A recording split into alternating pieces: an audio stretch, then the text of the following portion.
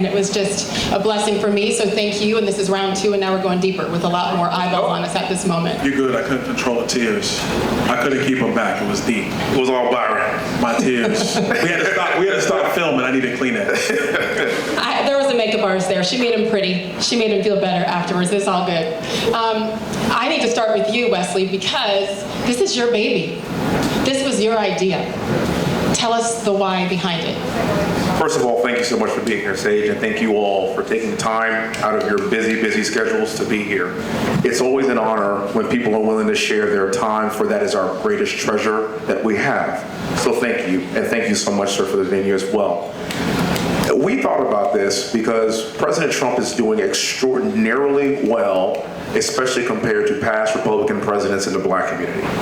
We're looking at the polling, we're seeing the trends, we're realizing that Black issues today are American issues. So what can we do to take not just the polling, but then make sure that we get bodies to the polls in November? So we started off in Philly, and the first person I thought that I could do this with was, of course, my good buddy, Byron. We share a brain. He is one of my best friends in the halls of Congress, and most importantly, you know, we've been Black for a long time. So I couldn't imagine a better person being from Florida, combining with Texas, two of the freest states in the entire country, to take this show on the road and to actually go into the Black community and have substantive, nuanced conversations about why we are conservative, why we support President Trump, why we are Republicans. And Byron, he'll tell it, jumped on the idea immediately, started off in Philly. That event went well. Now we are here in Atlanta. We're going to do one more in Milwaukee, going into the convention. And to see the faces here, to see this event continue to grow and build and get some momentum, this is what we're talking about. And you hit the nail on the head. This is not about agreeing with everything that we say. We just want to have a nuanced conversation so we can challenge each other, so we can actually look at the substantive issues that actually impact our everyday lives. That's all we want. And if you hear us out, we would love for you to support President Trump. If you don't, thank you. This is good business. If you don't, support President Trump. But the point I'm making is that we have got to at least have the conversation. And by the way, Black excellence is Black excellence on both sides of the aisle. Yeah. The fact that we are 2 of 435 people in the entire country, it means something, regardless of what side of the aisle that you are on. And that's why we chose to do this.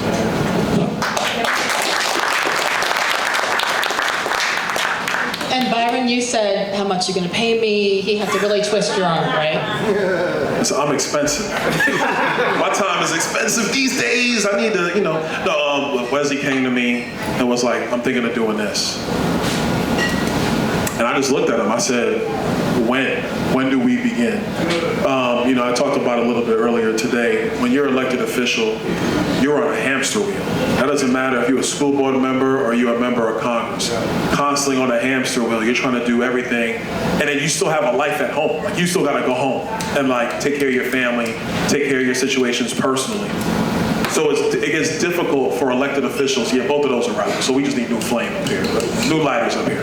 But it gets difficult to step away from the day-to-day of being an elected official to do the work that really needs to be done, which is having real conversations in communities with Americans and bringing that message out. So when Wesley said it's cigars, cognac, and Congress,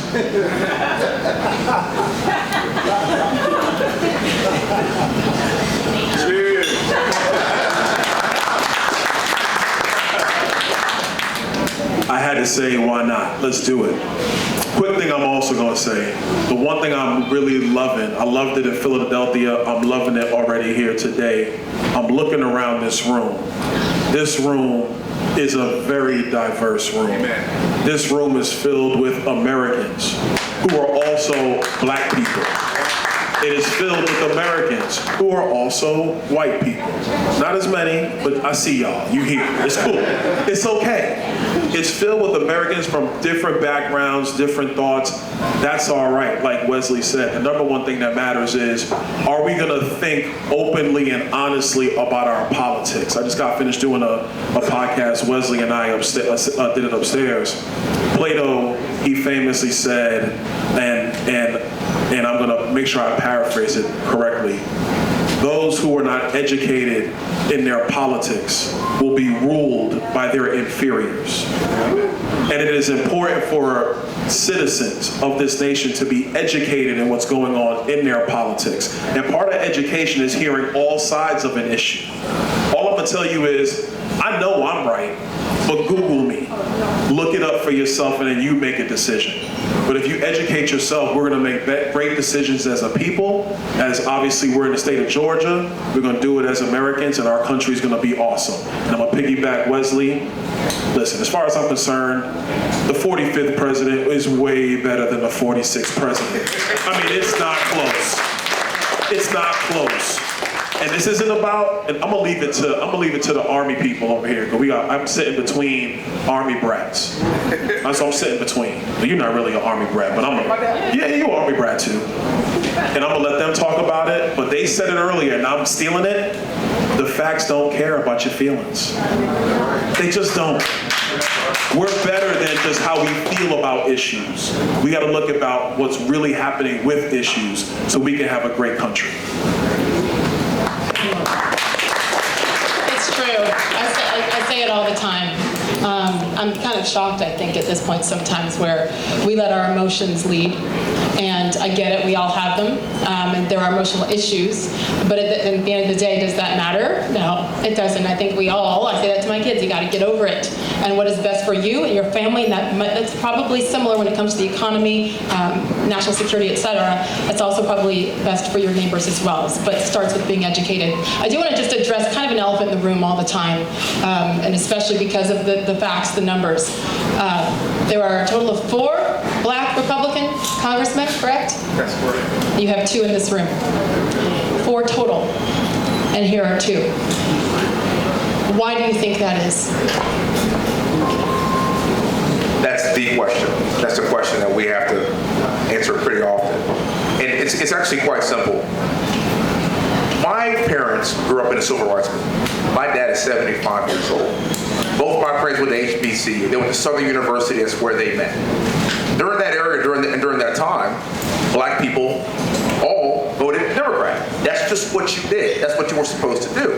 And then imagine generation after generation being told that's just what you do, but not really asking the question, because of course you trust what your parents and your parents' said.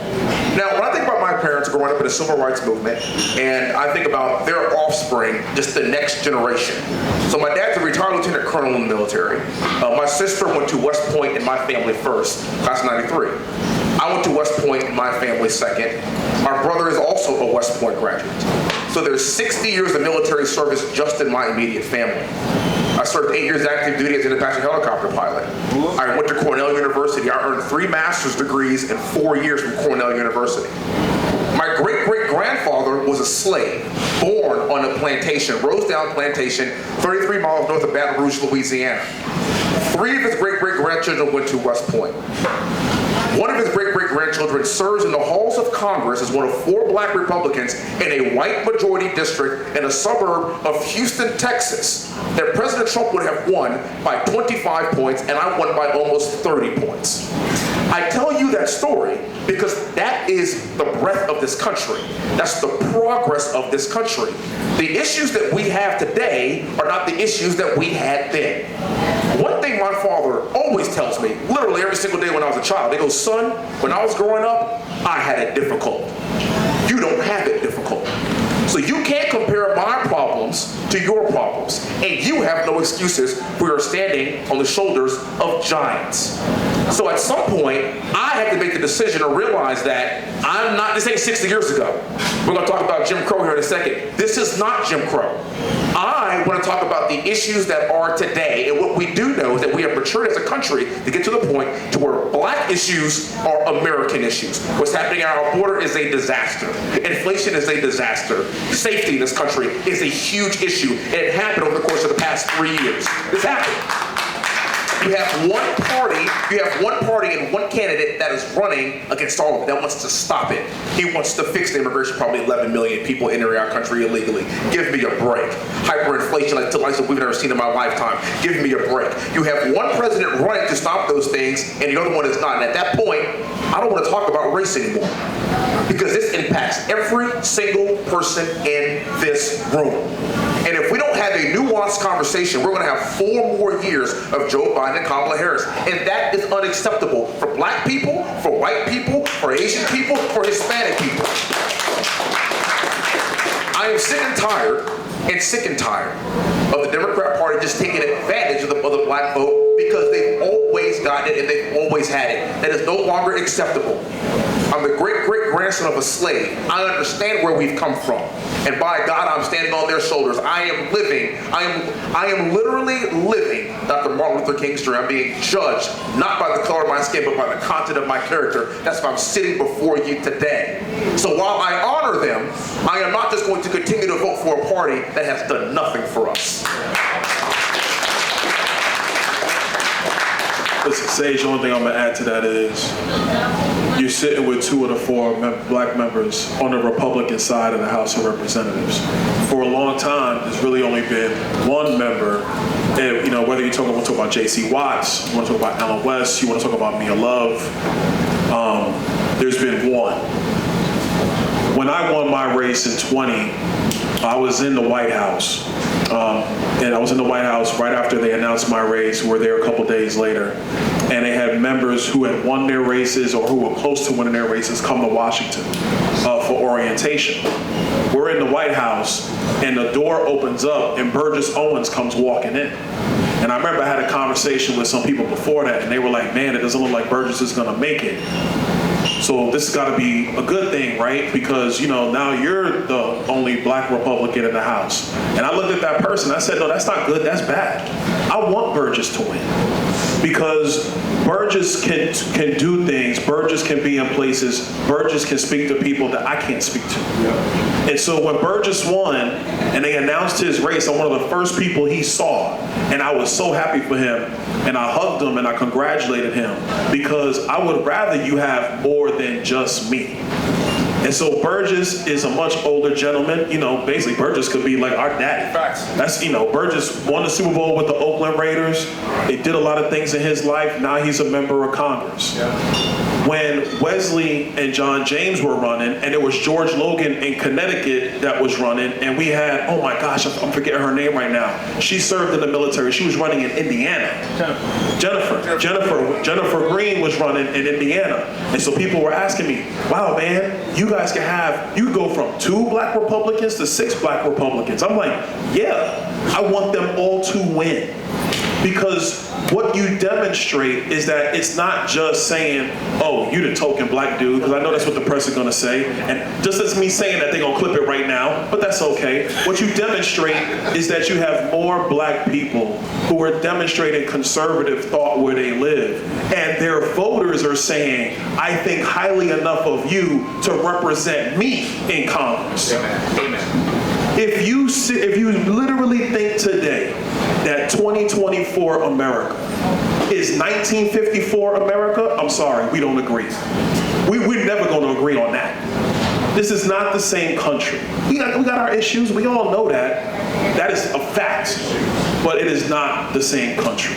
Wesley's proof of that. Burgess Owens is proof of that. John James is proof of that. George Logan's running again in Connecticut. He's got a great chance to win. He'll be a proof of that. And I think the more people you have in that chamber who are bringing all perspectives, Wesley said it upstairs, our backgrounds, even though we're both black men, our childhoods are very, very different. They're just very different. But we're both black men, we're both patriots, we're both Americans, we both love this country, we both want what's best for this country. I'd like to, thank you. Real quick, we're going to go deep into some issues that I think are specific to you here in the Atlanta area, as well as nationally, yes. But number one, I want to remind you, I guess I didn't say this earlier, we will have time for questions later. Not statements, opinions, questions. We want real questions. There's a big difference. That I will cut you off. No, the point is, I want you to be able to ask these men questions and learn and continue to educate us. So that's why, number one. Number two, to wrap this portion of the conversation up, we spoke earlier about walking through the airport and the grocery store, wherever you might be. DMs, messages from people that you'll never probably even meet. People coming up to you and whispering at times, and I've had it happen 100,000 times too, whispering and saying, I'm with you, saying thank you, you're giving me courage, you're speaking for me. But there's a huge fear. There's a fear for so many people, not just black people, but I mean, for the sake of this conversation, black people who may believe and agree with many of the things that you're saying, but feel scared to death to actually say it out loud, to say it at the dinner table, to say it anywhere else, and to actually fill in that bubble when they're voting. What do you say to them? What do you say to people who still have a fear because they've been told their whole lives, if you're black, this is how you must vote. You must be a Democrat. What do you say to those people? I say what I said at the top. Facts don't care about your feelings.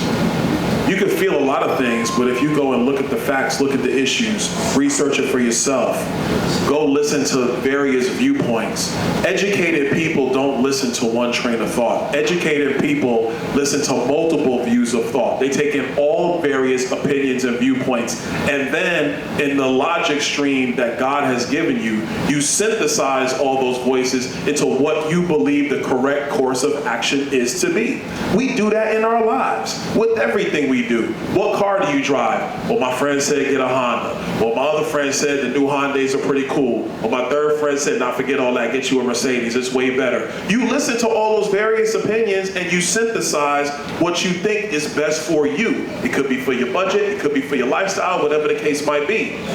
All the various decisions, how women pick clothing, how women choose hairstyles, how men pick whether you're gonna be in boots or Cole Haans, what kind of socks you're gonna wear. Do you wear a hat? Is that your thing or not? Do you like ties? What color? Are you a dude that likes to wear jumpsuits? Are you a dude that likes to be in a smoking jacket and jeans? Whatever that is, you've gotten all of those viewpoints from the environment around you, and you've observed it all and you've moved it together.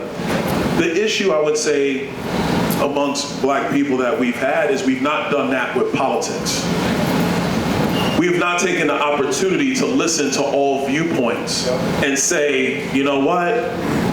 This guy's saying this, that guy's saying that. Let me go do some other reading, some other research, because who I vote for is gonna have far more implications on my life than just how I feel about a certain issue. Because your feelings will come and go. The price of Oreos is what they are. The price of bread is what it is. The price of energy is what it is. The price of buying a home, whether it's new or a home that's been built for a long time. The price of what it is to buy a new car or a used car, that's gonna hit your pocketbook regardless of how you feel. And so those are the decisions that I think that black people, and frankly all people, gotta really sit down and think about. I got 3 sons. My oldest is 20. You better believe I'm thinking about what's happening in this country when it comes to foreign policy.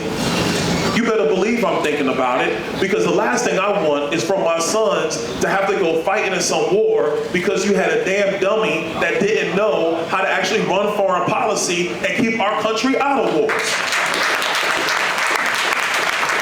So, yeah, I'm getting hot now. So, I would say at the end of it, what I'm gonna say is, you gotta really examine everything.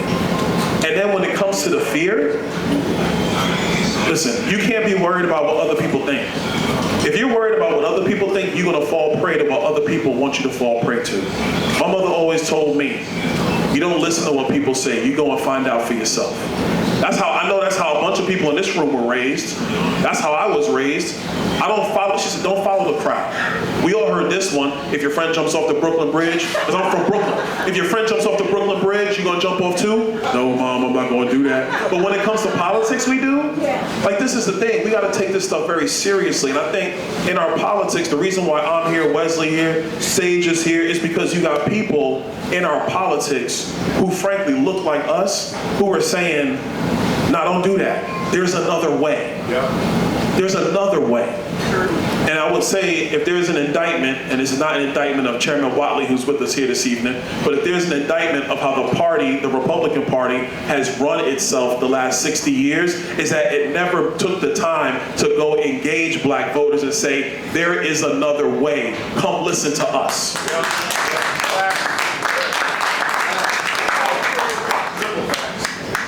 Byron and I take a lot of heat, as you can probably imagine. We take a lot of heat, and it comes from everybody. It comes from all sides. It comes from all walks of life. You should see the comments in our Twitter feed. Sometimes it's disgusting. Sometimes I actually have a game at night. I'll go through and scroll through, try to find out which one was the worst one. I'll be like, that's a pretty good one right there. That's pretty bad. A lot of people, you talk about fear, and a lot of people are scared to step up. They're scared to say something because they don't want to ostracize themselves from their family members or from friends or from coworkers. And Byron and I, we don't get that luxury. We have to stand in the breach and fight for what we believe in, and then to fight for those that believe in us. We stand before you today to represent that. And if you might be scared, if you might have some fear, that's why we are here. But I do want to tell you, we talked about this on your podcast, and I want to bring this up because I realized something that's very important to me in my life. In 2006, I flew 55 combat air missions in Baghdad in an Apache helicopter. And when I did that job 55 times, I had to face the fear of not landing and not seeing my mama ever again. I had to face the fear of realizing that this might be my final flight because I'm going to get shot at by a Russian-made, fully automatic 50 caliber machine gun today. And I know it, but if I don't do my job, then that means a ground guy might not see their mom that day. And that to me is unacceptable because I took an oath. I had to face my fear 55 times in combat. It changed me.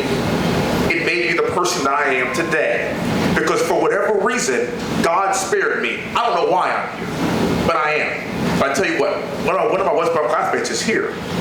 Many of us, and many of our classmates, did not make it home in one piece. They didn't make it home at all. 14 of them died in combat.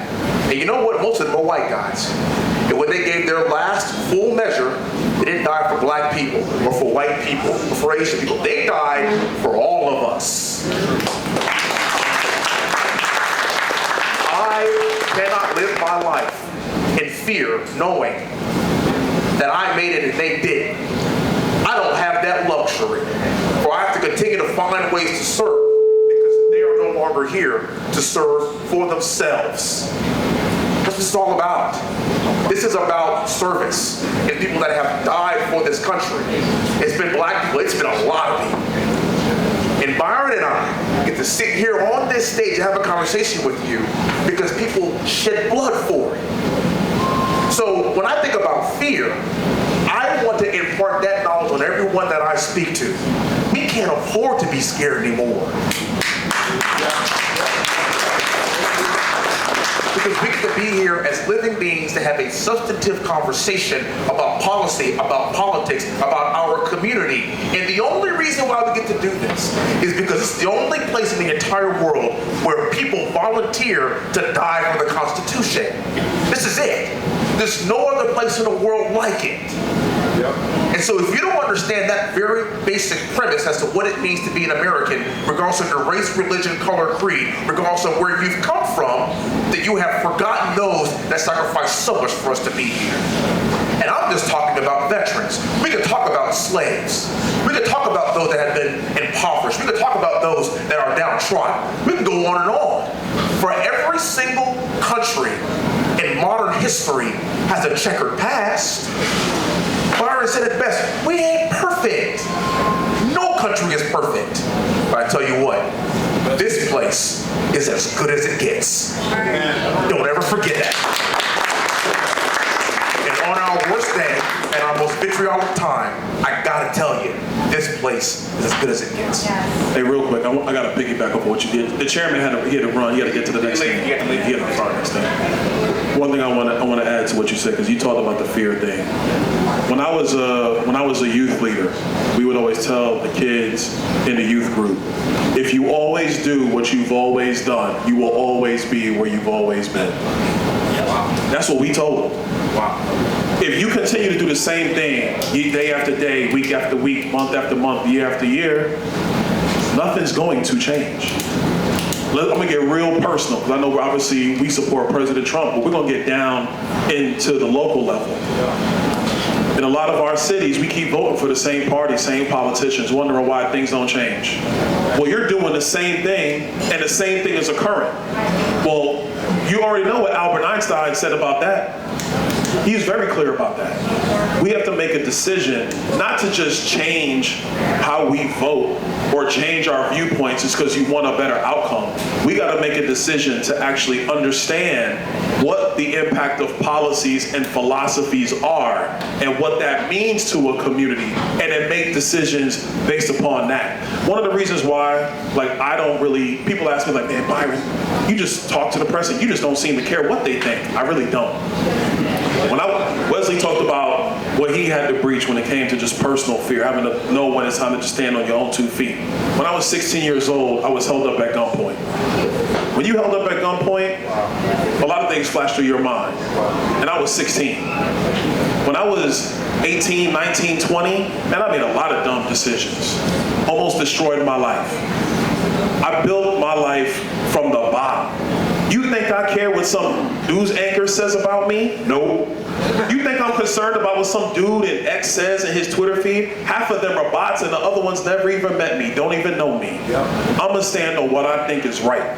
To quote the kids today, my young son, he says it, he be like, Dad, I'm standing on business. And I looked at this dude, I said, wait, what? He's 13. He goes, Dad, I stand on business. And I'm like, man, I like that. So I'm taking that from my son. When we go out and we talk about these issues, this isn't about we want a position, because truth be told, we already got the position. Wesley's wearing the pin. I got the flag. We already have the position. I'm standing on business because it's time to do what's right by all of the American people. Not right by Washington, not right by politics, not right by dogma, what's right for all the American people. And that's what I'm standing on. I don't even need to be here. And I love it. I absolutely love it. I'm gonna go somewhere I didn't think I would go, but I think should I take a sip first? Based on what you just said, I think it's actually important. You talk about the fear, and one thing that I have noticed, I don't know too many other communities that beat up on their own people if they don't think the same way, whatever that way is supposed to be at that moment. I don't see it anywhere else. Maybe it is, but certainly not that loud. I know all the death threats that I received and the threats for people to rape my daughters because of my opinion come from people who look like us, look like me. That is devastating. And it's wrong. And we're better than that. We can think however we want. Isn't that what they're saying? I need to know, maybe just in this room, can we be better to each other and not do that? What is that? I don't know that that can be answered tonight, but no one else does that. And we are better than that, and we can be different and respect and tolerate. If we talk about diversity and equity and inclusion for, and I said this earlier, I said this with Lynn Patton on my show earlier too, right? And I love you and what you have stood for and what you have fought for as an advisor in the Trump administration and a member of their family for 16 years. What you have done, what you have endured is incredible, and I thank you. We thank you, Lynn Patton, for what you have done. I mean it. But it is time. It is time. And if a girl can say, I'm a girl today, I'm a boy tomorrow, and I'm a cat the next day, but I can't be a Republican. Outside of my daughter's high school history room, there's a litter box. For kids who want to, I can't, don't get me going. So all I'm saying is if we are going to be tolerant and inclusive and want it for everybody, you can't pick and choose when it is. And that includes when people think differently. Have the conversation, make your decision based on that. When I was a kid, I asked my parents in 1988, coming out of a high school civics class, well, who are you going to vote for in 1988? Because I wanted to talk. We were talking about it in class. And they said, none of your business. And I said, well, none of my business? What do you mean? They said, we want you to go do your homework and you figure out who you would vote for if you were 18. And it happened to be different, like our whole house was different. But that's the beauty of true diversity, tolerance, and equity if we actually mean it. I don't want to hear it anymore if you're not going to actually practice it with each other. No more. I had to say that because if we continue to beat around the bush, I just think we're better. I think we're better than that and not bringing people down anymore because it makes us uncomfortable. I think what Byron and I try to do our best is try to challenge the dogma and challenge the past thought as to what we have to be, what we are supposed to be. This is why I opened up by saying black excellence is all black excellence, no matter what side of the aisle that it's on. And so I always find it very interesting to think that, don't you want black Republicans? The country is divided in half.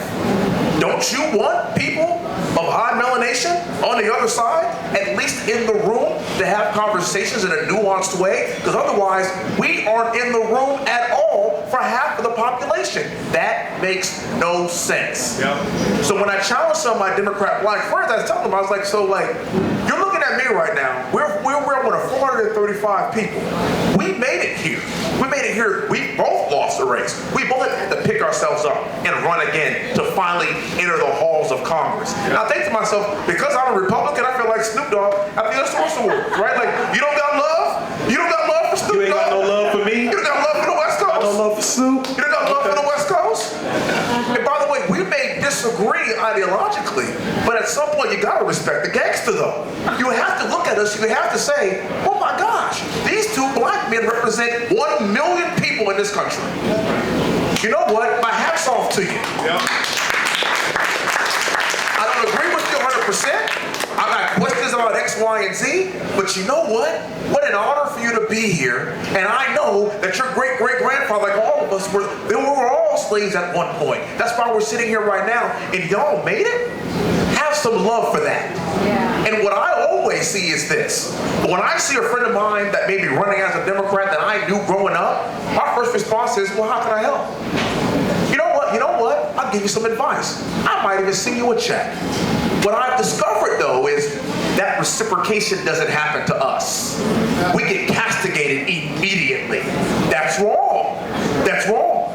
Because I respect you. The only thing that we are asking for is the same respect in return. Byron and I were talking. We both got black mamas. Don't get it twisted. Especially him. I mean, he's Byron. You know what I mean? She's black. See, I mean, you know what I mean? Sure. We both have black mamas. We both understand that. We both understand these demographics. We do. So don't just ignore us and don't not listen to us because, oh, here we go. It's those Uncle Toms again. They don't know what they talk about. They're brainwashed. They're crazy. No, listen to why we feel the way we feel. These are two educated men that have made decisions for ourselves by using our brains. That's it. We're only asking people on the left to respect the hustle. That's all. We will respect you, you respect us. That's what this country's all about. And Sage, to your point, that's why we have a problem. Because people like Byron and I, they don't see a lot of us talking like this. And that's why I'm doing this. That's why we're doing this. Start to open up that conversation. There might be Democrats in here, but I hope when you leave here, you'll walk out and you'll be like, you know, I don't know if I agree 100% with Byron and Wesley, but you know what? I learned something today. That's the whole point. We are all learning. The only person that ever walked on this earth that was perfect was Jesus Christ. Nobody here is Jesus Christ.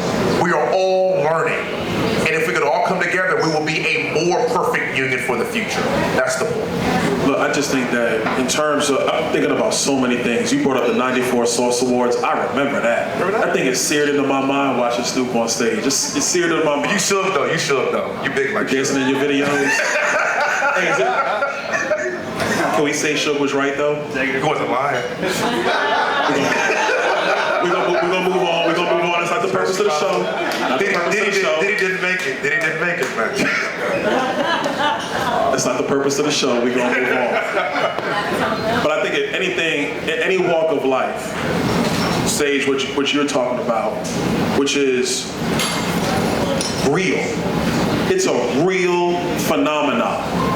Anybody, whether you black or whatever, there's a point in life where you gotta walk alone. Because everybody's not gonna be on your journey. If you think everybody's gonna be on your journey, you're fooling yourself, you're lying to yourself.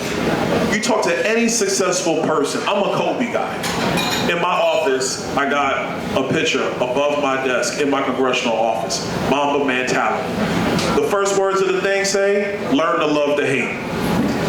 People are gonna hate you, and they should have an opinion about you. And if they don't have an opinion about you, that means you're not doing anything. The hate tax. So it comes with the territory. If you're gonna do big things in life, there's gotta be a point where you're willing to walk alone. Black voters in America, if you wanna see changes, there's a time where you're gonna have to walk alone with your family, sometimes with your community, because I'm telling you this, Joe Biden, Kamala Harris, they do not have the recipe for success in this country. No. They don't. If they did, your prices wouldn't be out of control.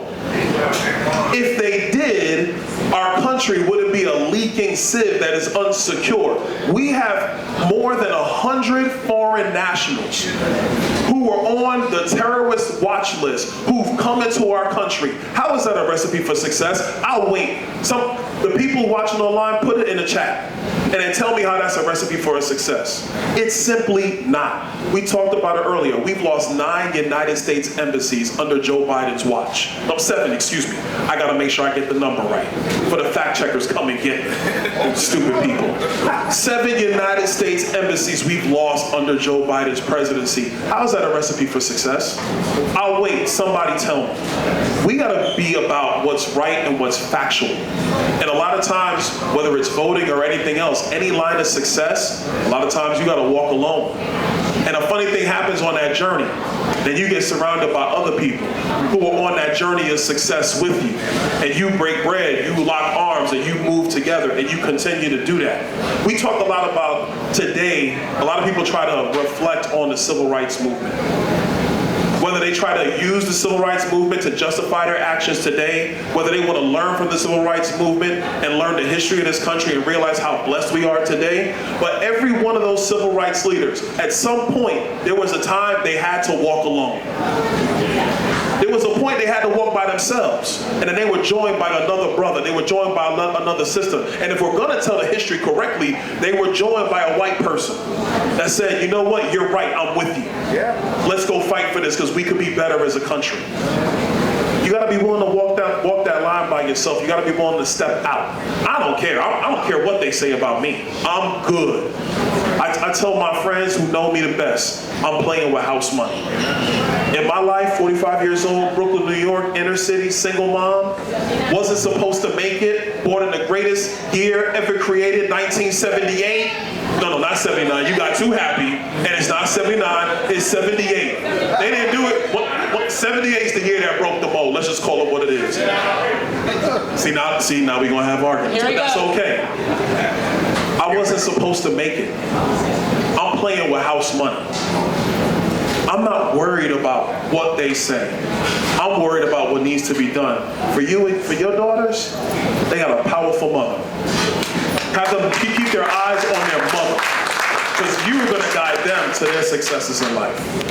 Thank you. I don't know that they agree or like it when they will later. Mom, can you just stop talking? Mom, just please. Someday. I'm like, when I'm dead, you'll appreciate me. You'll know how cool I was when I'm gone. Just wait. And I'm not that bad of a dancer. One of the things, it is. Hold on. Whoa. Not that bad of a dancer. You breached something there. Sage Steele. I got a question. Sage Steele. No, you're not. No, you can't ask questions. That's my job tonight. That's for later. We talked earlier, and I so agree with this. The Republican Party has done a terrible job through the years of doing what you're doing, of going into communities and having discussions and educating and making black people feel included, feel like they're part of the conversation, many things. And then on the other side, I say this in my conversations with friends and family all the time. Yes, I acknowledge that. And at the same time, tell me how these cities, Atlanta, New York, Chicago, Los Angeles, San Francisco, you name it, how are they better in the last 50 years being Democrat run? They're not. It's actually, we can look up those numbers if we want to go deep on it. I want to know, coming into November, what are we, almost July, August, 4.5 months from election? Like, it's coming. So, real quick, you guys yell out what you think some of the top issues are in your heart, in your community, as you go into this election. Like, what are you looking at? What are your biggest concerns? Somebody yell something out. Okay, I hear economy, taxes is similar. Inflation, all tied up. What else? Education. Immigration, which goes along with national security. So let's start with this. Can we start quick? Sorry? There's a better monument that they voted for just recently, the 2016-19 vote that they voted for. The Confederate monument? The Confederate monument that was sponsored by a representative out of Georgia that you two voted yay for actually was part of the... Yeah, actually. Is that one of the top voting? We can happily address that. Is that one of the top voting issues that you're concerned about? Is that? No. Okay. Well, you know what? Wait. I like his comment, sir. I like your comment. I think this is part of the conversation. 1,000%. I was asking for the top couple issues to touch on, and you know what? Can I say this, Wesley? Can I say this, sir? You will be. Oh no, I didn't know if you were. I'm sorry. You will be the first question tonight because I really want to focus on these issues. Please don't leave. You will be the first question. Thank you. My point now is I want to get to these issues and then Wesley, he'll be the first question. Okay? Right now, let's start with education. Education is obviously concerned. There's the school choice that we discussed earlier. That who really pushed those school choices back in the day? Those are black mothers in cities trying to make it better for their young children, right? I don't know the education issues right here in the Atlanta area. What is the Republican plan to make it better? Continue to have choice for these mothers and fathers who want to make sure their kids are taken care of as well and getting the best possible education safely.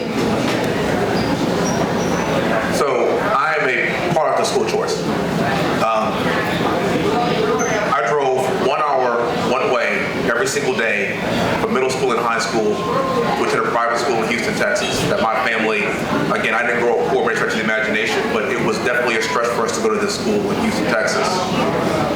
The reason why they did this was because they made a choice that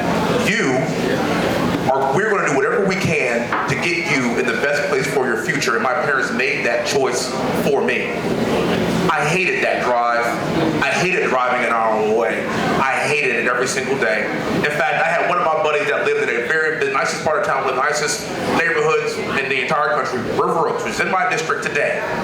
And I remember all my friends that lived near the school, and I had to drive 1 hour one way to go to school every day.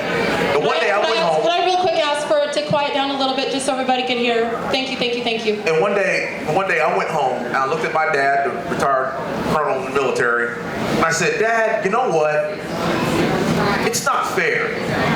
I want to live closer to school with my friends. I have to drive 2 hours every day. I have to get up earlier. I have to work harder. I have to do more than all my friends. And I want to live closer to school. You know what my dad told me? I'll never forget this. He turned his chair around. He looked at me and he said, Son, you mean to tell me that I'm busting my butt to send you to the finest school in Houston, Texas, in Texas, and you're complaining to me about an hour drive? Get out of my office. That's the last time I had that conversation with my father. I bring that up because it's up to us as a a society and as a country to identify those young people in those families that may not have it as good as everybody else, but identify them, and those that are willing to work, put in the extra effort, and give them the opportunity to have that choice. Condoleezza Rice was talking about this last week. She said, you know what, rich white people, they have school choice. You know why?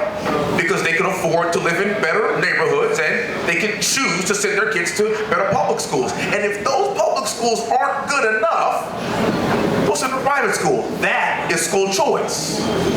Now some people would say, well, that's not fair. As my dad told me many times, son, life's not fair. Who told you life was fair? But that doesn't mean that we shouldn't be able to offer opportunities to those students that want better, and those families and those parents that want better. And that's why I'm a big fan of charter schools. That's why I'm a big fan of school choice. That's why I'm a big fan of states subsidizing these families to put them in places if they're willing to do the work and if they are willing to go the extra mile. That's the American way. The idea of saying, and trying to make everything carte blanche, just take carte blanche, making everything fair, that ain't reality. That's not how life works. You're a businessman. That's not how life works. But if we can teach our young people, you know what? This is America. This is the only place where if you're working behind off, no matter where you come from, you can be somebody in this country. And I know it's true because I see so many first generation Americans here that crush it. They do very well. They come to this country, they work hard, they get a craft, they are wildly successful. Why is that? So we have got to stop telling our young people that, hey, you can't be anybody, because yes, you can. And yes, it's not fair, but if you can't make it in this country, you ain't gonna make it anywhere. And we have to find ways to provide those opportunities for those people that want to do more and want to have more. Thank you, Wesley. I'd like to just remind everybody, we're just trying to have good conversation. And if it could get a little quieter in the back, we can hear it a lot, and upstairs, help me. Help me help you. Just keep it a little quieter forever. Thank you so much. We're just trying to have this conversation. We don't know when we'll get the opportunity again. So I appreciate being a little quieter. Thank you. Another of the topics was immigration, correct? We want to talk about immigration, and which of course is tied to national security. Is that a yes? Byron? We'll get there too. I'm gonna get there too. Let's start with national security and immigration. So look, the fundamental problem is that in our politics, we have this idea that the only way you have real immigration is if anybody gets to come here, regardless of the law, regardless of the process. The Democrats just want to have massively open borders. That's what they want.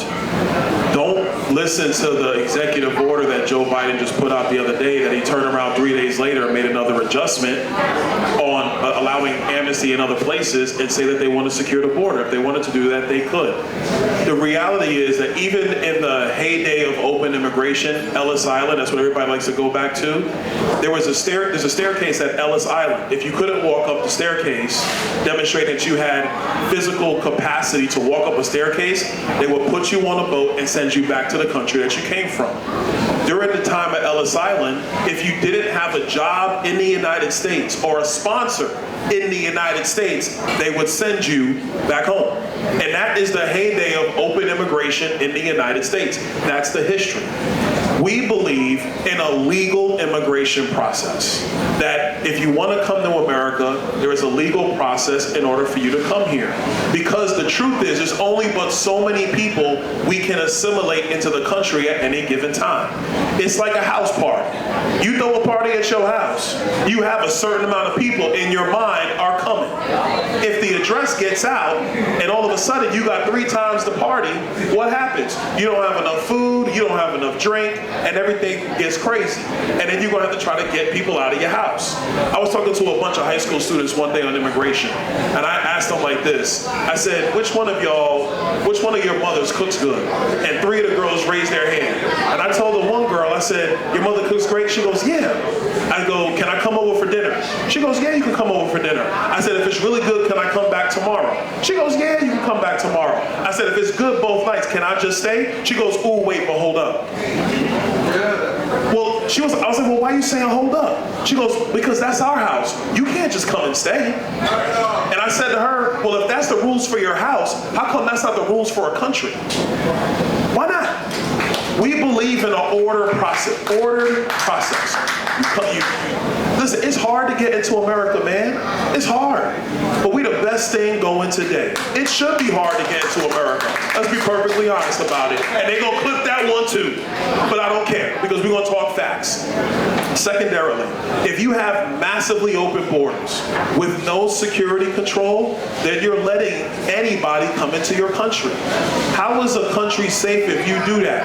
Would you open up your doors of your house to anybody that wanted to come in? Nobody does that in their own house. Nobody. We're going to do that as a country? That makes no fundamental sense. So you got to have an immigration process. You got to have border security. And then when you talk about the people that come in, that's because they're adding to your economy. They're adding to your cities. They're adding to your states. They're providing value. I'm going to get real personal. Who here lets people come into their life that's not adding value? I'll wait. I'm going to wait on that one. Maybe the Biden-Harris campaign got an answer on that. Because I promise you this, they're not letting anybody into their life unless they're adding value. As a country, immigration is something that we cherish. It's got to be legal. It's got to be orderly. It cannot be out of control. Joe Biden has allowed it to be out of control. That is hurting every American. And what it's really doing is driving down wages for Americans here who are trying to find a way to build themselves up. And if you let low-skilled labor in unchecked, wages are going to be driven down. The Democrat Party 30 years ago was against illegal immigration. 30 years ago, they were opposed to it. Go check the tapes. Barack Obama was opposed to it. Check the tapes. Google it. He was opposed to it. Why do they support it now? Because elements of their base say that's what they want. And as opposed to doing what's right for America, they're doing what elements of their base, their political base, their fundraising base wants to do. That's not right for the American people. He brings up Ellis Island. It's really important to hear this, because the base of the Statue of Liberty says, give me your tired, your poor, your huddled masses yearning to breathe free. The wretched refuse of your teeming shores, send these, the homeless, tempest tossed to me. I lift my lamp beyond the golden door. That's what this country was founded upon. We understand that. We have compassion for that. The reason why I fought in combat, though, was to keep terrorists and animals from entering our country illegally and hurting you and killing you. In northern Houston, where I am from, there's a 12-year-old girl that was strangled, raped, and she's dead. You know why? 2 animals entered our country illegally and killed her. This just happened last week. Her funeral is today. This is an issue of national security. I don't want to hear about I'm xenophobic, racist, this, that, and the third. No.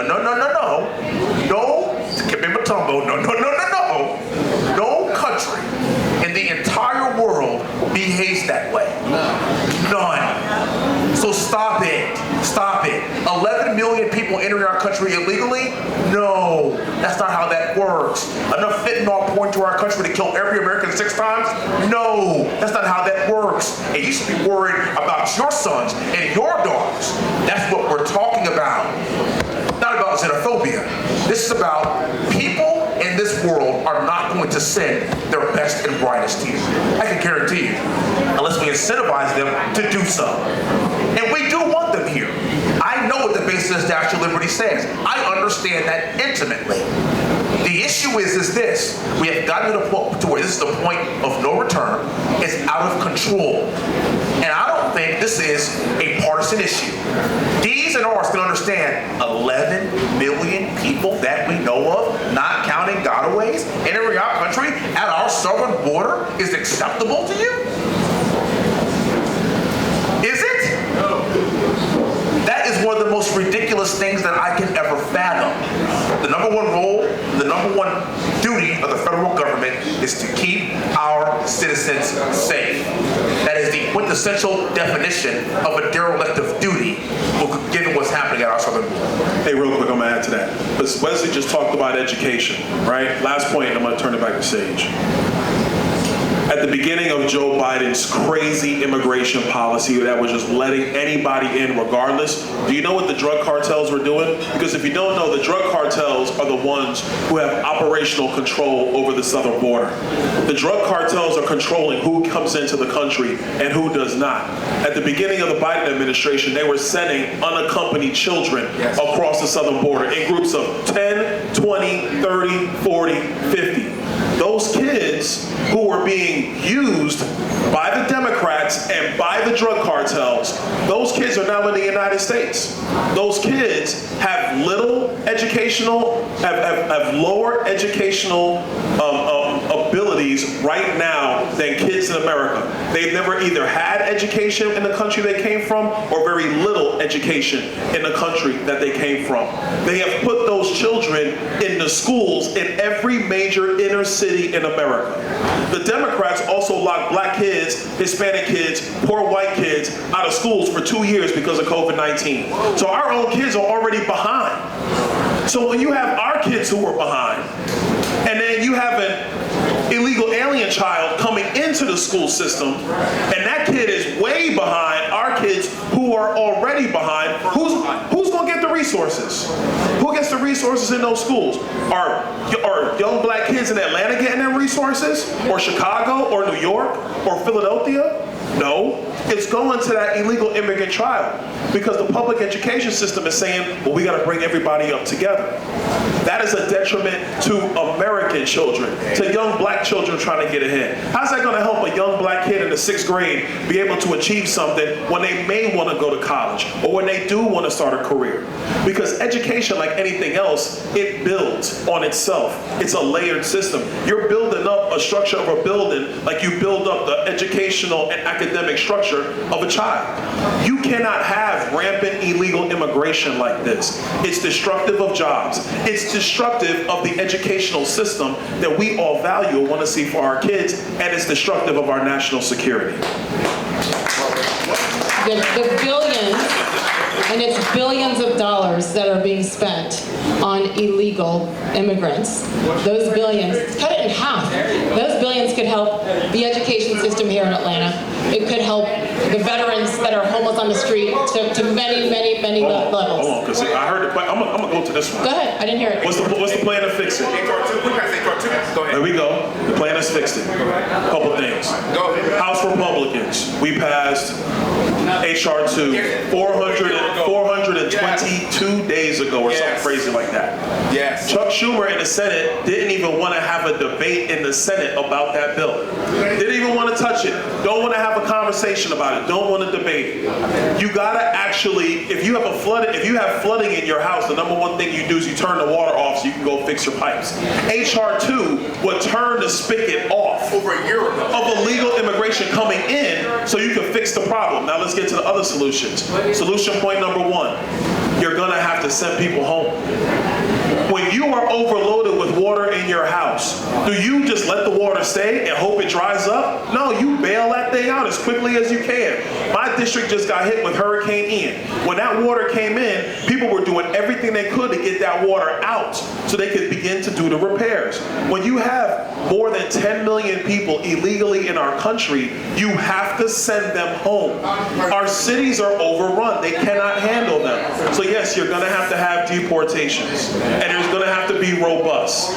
You do that. Then the third thing you do is you make sure that your border is secure. Yeah.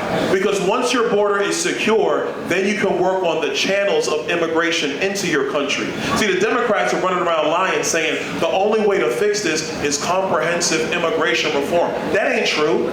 Because if you do your comprehensive bill, but you don't secure your border, you know what you're gonna get? You're gonna get more illegal immigration and then more legal immigration, and your cities are gonna be more overrun. Yes. And by the way, every human body in this country, everyone, At the end of the day, we either are putting money into the system through our sweat, through our effort, through our ingenuity, etc., or there is money that we're getting from the system because you haven't gotten the economic ability to exchange your labor for dollars, for value. So that's the answer, bro. That's not an answer, that's a narrative. No. So here we go. That's okay. Hey, no. Let them talk. Answer number one, secure the border. Answer number two, you have to deport people and send them home. How do you deport people? How does that begin? So under ICE, there's a program called 287G.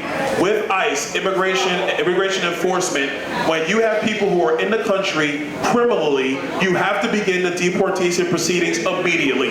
Number two, people who are here on Joe Biden's asylum, you're gonna have to send them back to the home country, and they have to wait in their home country for their asylum hearing to come. 95% of the people here on asylum under Joe Biden will never go to the court date. They're just in the country, they won't respond to the court date, and they'll just be in the country. You gotta send them back so that when the court date comes, they're prepared. That's how you do it. By spending more money. You're gonna spend more money, you're gonna spend far more money having them here. if they stay here. That's the truth. We're already spending that money. You're gonna spend more money. What I'm saying is, Sir, we're gonna wait. Sir. Wait, you know what I'd like you to do? I'd like you to actually wait, and then if you have a microphone, we can all hear you. That's why I'm asking you to wait. Okay? We have a vote. You know what I'm gonna do? Here's what I'm gonna do. I'm gonna end this. Why are you supposed to concerned about people that came in illegally getting amnesty? And when a black man can go on a run for 20 years, when they find him, he don't get no amnesty. So why are you concerned about the black man? Preach.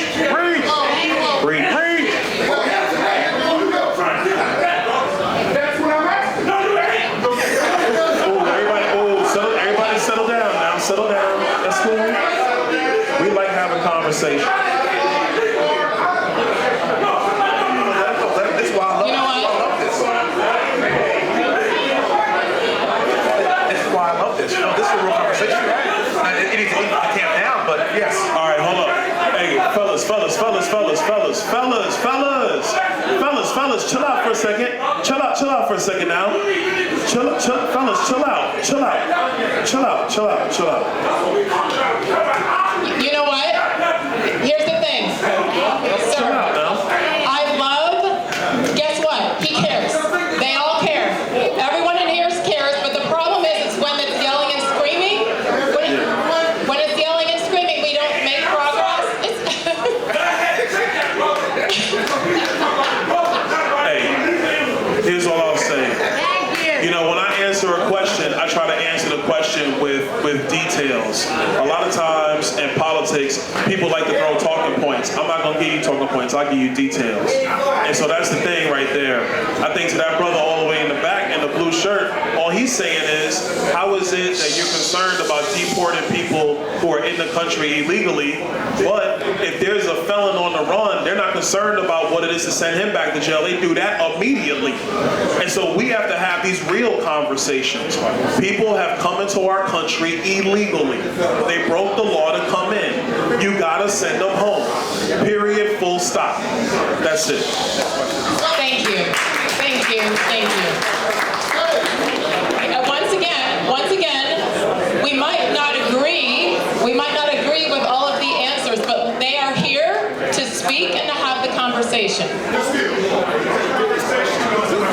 Where is he? I need you, my friend, in the black hat, to come to a microphone right here in the middle. Sir, it's in the middle, right there. And again, I ask that people speak with respect and kindness and a conversational tone. Hello. Hey, first of all, there's a certain amount of pride we have in Mr. Donalds and Mr. Hunt and Mr. Steele and where you guys are, what you accomplished to get where you are. There's subtlety. You talked about a nuanced argument about a number of things. I mean, people are making passionate arguments. This stuff is about to break down in a fight. That's fine. We don't want to do that. We don't want to do that. I'm first generation American. My family's from Jamaica. My mom was an illegal immigrant that I just found out about when I was 25 years old after I got married. Okay? And she paid for me to go through Georgia Tech, and I've got my frat brother there from Emory behind us, right? And so there was a certain personal value system or sort of enclosed value system that could be described as conservative, okay? Right? That belongs to our family, right? And then there's, I mean, a part of that value system is Christianity and all that. There's like some dissonance, I think, when we hear, the comment I made earlier was, there was a vote about, the representative, the local representative that brought up an amendment to the defense bill to reinstate a Confederate monument that has a depiction of a mammy receiving a white baby from a Confederate soldier, right? On the other side, it's a base, sort of a circular base relief, a 32-foot high monument that's supposed to be replaced, or that's supposed to be reinstalled in Arlington National Cemetery, right? And of the 4 people that voted to have that reinstalled, 3 of them, 2 of them on the stage, 3 of them were our black Republicans, right? Of the 4 black Republicans, 3 of them voted to yay on that. That vote almost passed. Something like 206 to 192.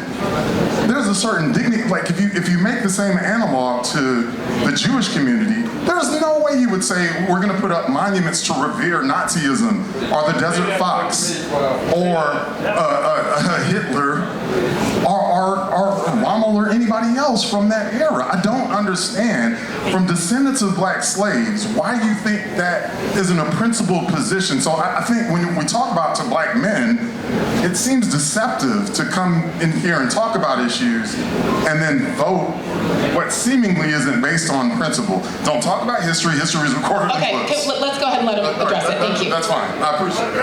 Mrs. Steele. Thank you very much. That was a fantastic articulated question, sir. Thank you very much. And that it is absolutely not lost on me. I opened up talking about my family and the history of this country because I'm well aware of our past. I'm well aware of our checkered past. I told y'all about my brother, sister, and I all going to West Point. Sage, your father, uncle, all went to West Point. And you can imagine my parents sending 3 black kids up to West Point.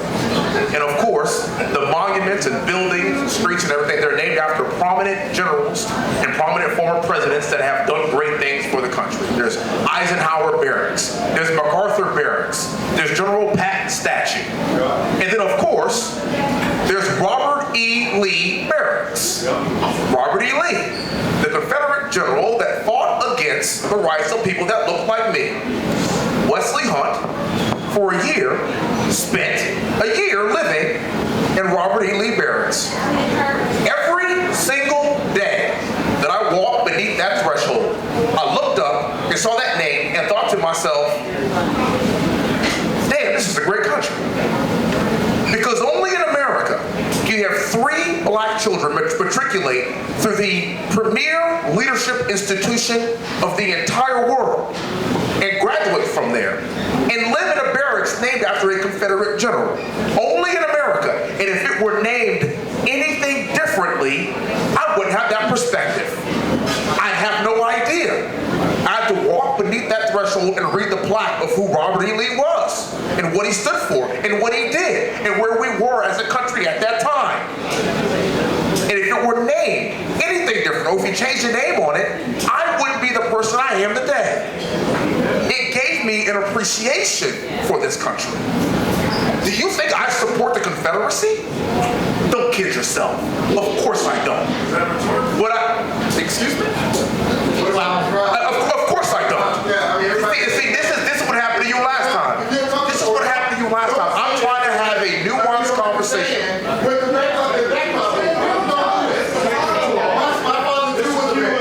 The point. It took me 3 hours to get to school.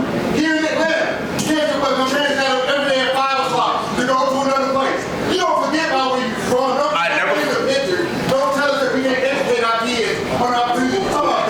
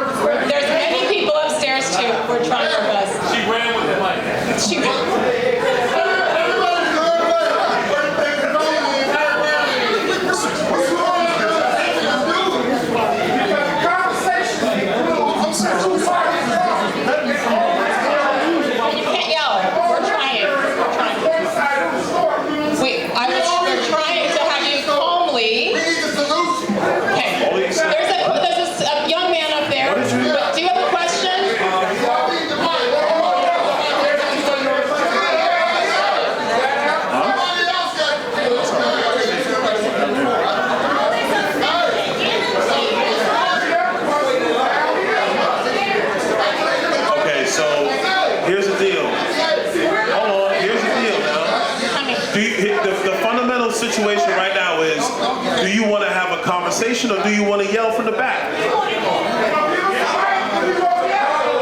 But the mic was here, but Wesley's talking and he starts yelling. If you want to have a conversation, you got to have a conversation. You can't shout over each other. That's not a conversation. There are several topics. That's just yelling. There are several topics that we should cover. I think they gave a few minutes to that. I think we should continue. Let me ask this young man if he has a question calmly. There's 56 different topics. We're trying. Let me give this young man a chance. Did you have a question? Did you have a question? Listen, I'm just going to speak here for a little bit. Listen, my name is Raymond Tatum, and I'm a disabled combat veteran. Thank you for But your what I want you to understand that I think this country is a great country. Yes, sir. Now, but my question to you guys is this: to Biden and Trump. Dr. King said at the tail end of his life, he said, we're going to Washington to get our check. You understand? So now, what is your position on reparations? Thank you. Great question. Thank you. And if we could all be quiet and let them answer. Thank you. Thank you. I'll be direct. First of all, I'll be direct with you. I'll be. What's up? We don't want to hear the Jim Crow stuff. Listen, I'm gonna be direct with you. I don't believe in reparations. I don't. But then you don't hang the black community. That's I will tell you, brother in the hat with the glasses on, that's not true. What I will tell you is that there's a question if you're going to get into the full economics of reparations right now. Question number one, of all black people in the country, how many of them are actually descendants of slaves? Because you've had a lot of immigration over the last 100 years in America. Of American slavery. There was slavery in the Caribbean.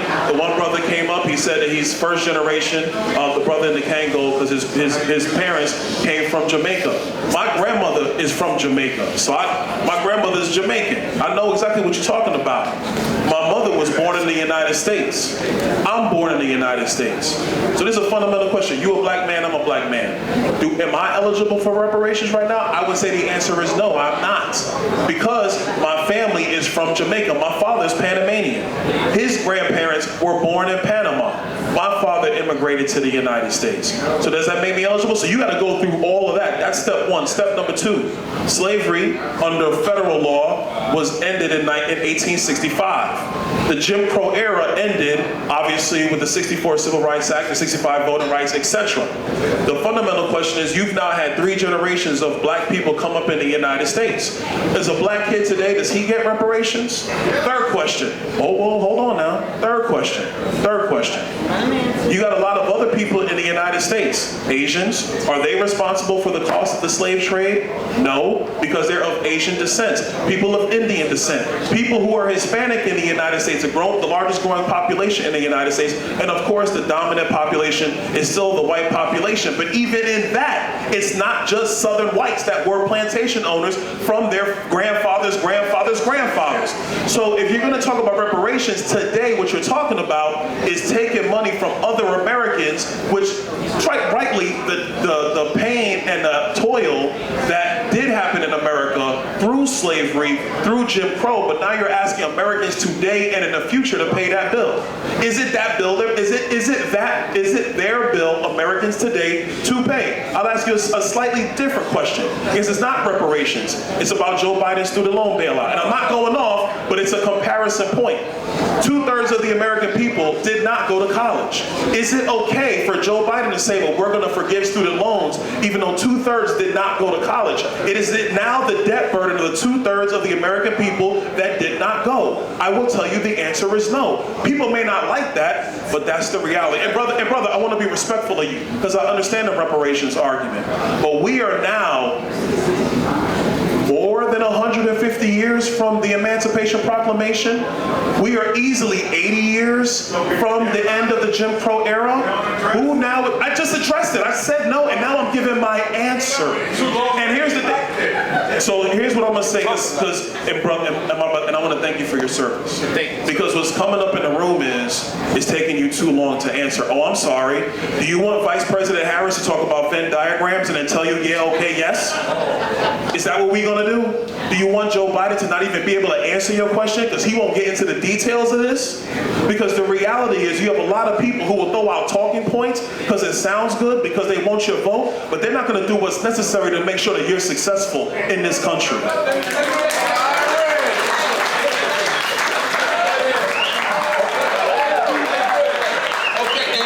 I want to be clear, and this is not to be disrespectful of the man, because you are a man, and I love you, and I respect you, and I honor you for everything you've done for this country. And I appreciate that. But now listen, you said a lot. You said a lot in answering my question. But there's a bill that's been pending in Congress for decades called H.R. 40 to put it in front of some people to answer those questions that answer that you just gave me. I know the bill you're talking about. Yeah. I think your colleague out of Texas has it right now, Sheila Jackson Lee. I think that's her bill. I think that's the study bill. What I'm gonna tell you to that bill is, and I'm gonna be super blunt, and we're gonna be real political now. All right. When Joe Biden came into office, Nancy Pelosi was Speaker of the House. If the Democrats wanted to have a study on reparations, they had the opportunity to do that because Nancy had the votes in the House. That bill didn't come up. I don't remember Chuck Schumer saying we need to study this bill in the Senate. It did not come up. So we need to talk real about this now.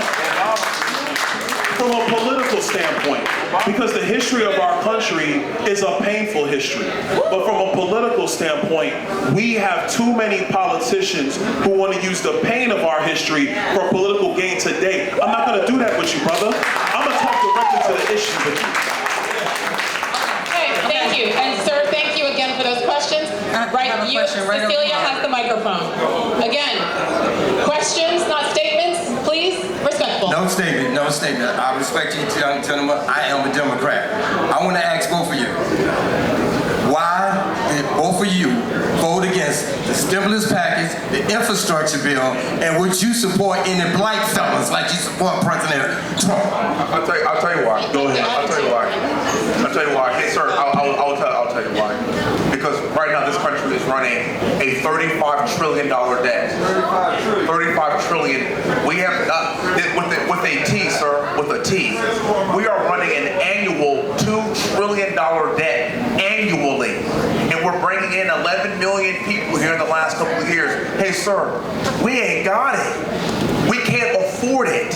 And if we're going to actually have a substantive conversation about where the economy is going to be moving forward, we can't just cut spending. We can't just talk about infrastructure. We have to grow our way out of it as well. So we are in trouble. We are in trouble. This is the worst debt to revenue ratio that we have had since World War II, sir. This is a problem. The greatest existential threat to this country, to my children, to our children's children, is this debt that we're going to pass on to them. And at some point, we can't afford it. In the next decade, you went to our Social Security, Byron and I ain't gonna get it. It becomes insolvent because we can't afford it. Healthcare costs, we can't afford it. And the point that we're trying to make right now is this: we can't do all these things and have 11 million people enter our country. We voted against it not because we don't want to take care of you. Of course we do. But you want to know what's more important than me? My children. I am not going to pass this debt on to them. And there's only a handful of us in Congress that want to take that very, very tough vote and say, enough's enough. I get it. I want it all, sir. I want it all too. I want it all. I wish we could have it all. But that's not where we're at right now in this country. I'm going to add to that because, brother, honestly, brother, thank you for your question. And I loved your question. Thank you. The stimulus bill, the infrastructure bill, the number one thing that it did, it caused inflation in this country. Yes. It did. When Shalonda Young, when the Shalonda Young, the OMB director, came into the budget committee, I was on the budget committee, and she presented these bills before a budget. The number one thing we said to them is, this amount of spending in an economy that's about about to open back up from COVID-19 is going to cause a labor shortage and is going to cause inflation. Shalonda Young in the White House said, "You don't know what you're talking about, sir. Nobody's saying that." We said it, and somebody else said it. Larry Summers, who was the OMB director under Bill Clinton, he said it. What happened? Massive inflation, crippling everybody. But I want to come to your question about felons, because you raised this question. When I was in the Florida legislature, this is when the constitutional amendment came about restoring voting rights for convicted felons in Florida. I voted for that amendment. I endorsed that amendment in Florida. Some of my Republican colleagues, not all, some, they asked me, they go, "Byron, why'd you support that?" I said, because if you were convicted of a crime in the United States and you paid your debt to society and you come home from prison, you're an American. Are you not allowed to have the same rights when you paid your debt to society? Your debt is paid. So when you come home, yes, you should have the ability to vote. Yes, you should have your rights restored. I stood on it then, I stand on it now. When we were doing appropriate, because a lot of this stuff happens at the state level, not the federal level, so that's why I'm going back to my time in the state legislature. When I was in the state legislature, I sponsored spending packages for education in prisons so that people who were locked down could have education provided to them so that when they left prison, they would have an opportunity to earn for themselves and for their families so they would not reoffend. Because when a man is desperate, a man makes tough decisions. We all know that. Yep. And so when you talk about will we support people who've come home? Yeah, because I want you to come back into the fabric of America. Amen. I don't want you to carry that letter on your head. You paid your debt, you paid your debt. Now go be a man in America or a woman in America again and lead a better life. I firmly believe that. Thank you. I have a great question here, something a little different. Where are you from? I'm from Mississippi. Open reference, hometown, college, go Mississippi, MBSU, Delta Devil, Jerry Rice here. I've been here since 1986. My question is multifaceted, but it's dealing with transportation. And I'm asking for what the solutions, the antidote, the immediate resolve, not the backstory. I want to know what's going on with the transportation industry, because nothing moves without transportation. Everything that you move, taste, feel, sit on, those chairs, those shoes, those cars, everything that you touch, transportation moves it. It was just 3 years ago that we were the essential worker, right? 90% of the minority-owned six-figure businesses in transportation are minorities. Yes. You have over $2 million owner-operators out of business that have been making from 6 figures to $2 million a year that have closed their doors because transportation was not regulated properly by FMCSA, DOT. We don't want to talk about immigration. You have $136 billion went to Ukraine. We got Ukrainians driving trucks in America. The DOT are stopping with no license. We have Mexican drivers coming across the border that were supposed to come across the border, move the freight back across Mexico. It's going all the way to Canada and back. It's not going, but it's not being regulated or mandated. So my question, what is the antidote to fix transportation? Because transportation has died. I would say, brother, thank you for that question, seriously. I would say a couple things. Point number one, to the question of people coming into the country and then driving down the labor costs associated with transportation. This is one of the reasons why we gotta have a legal immigration process so you can control the flow so people who are trying to build themselves up in our economy can actually do that without the infiltration of low-cost labor in the United States. That's a real situation. Number two, I will tell you, in this administration, they have no interest in actually enforcing the regulations and the laws. They have no interest in that. As a matter of fact, what they would prefer to do right now is, and I'm not sure your profession, I'm assuming you're in transportation, but I don't want to speak for you, brother. What I will tell you is what they want to do is they want to make the rig that you drive more expensive because they want you to get rid of the gasoline engine that you have. They want it to become more electric. You're not going to be able to go as far. The maintenance costs will be through the roof, and the acquisition costs will be monumental. That's going to drive you out. They want to do that because they're more concerned about the Green New Deal than the actual green in your pocket that's going to help you be a thriving person in America today. That's number two. there is going to be a baseload of regulation in transportation in a lot of areas. The number one thing is enforcement. If you have a situation where labor costs are being driven down, and you have, and I'm gonna talk real blunt now, you have corporate trucking that says, oh, that's cool, I could pay this person from Ukraine, or I could pay this person from another country a lot less than I could pay a black man in the United States to drive that truck. They're gonna take full advantage of that. And so you gotta have the rules that protect the American worker, protects the American citizen from that kind of stuff. And you cannot have the crazy environmental rules that make the cost of transporting goods significantly higher. Third thing I'm gonna say is about energy. When you have policies in the United States that drive up the cost of fossil fuels, the number one place that is felt is in transportation. It makes everything far more expensive. So I'm gonna go back to big transportation, all right? If you're big transportation and they want you to get an electric fleet and they're driving up the cost of fuels to transport, what do you think is gonna happen to the cost of labor?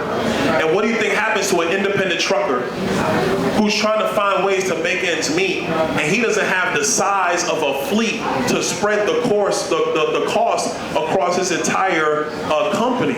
You get driven out. You see, I'm gonna tell you right now, and the president, and not President Trump, we've not talked about this, but I will guarantee you this. The number one thing he wants to make sure is that if you're an independent trucker in the United States, that the laws and the regulations are enforced that make sense for you making money, and to make sure that the fuel costs for you to transport are lower so that you're making more money, and so people's cost of the product you carry is lower when it hits the stores.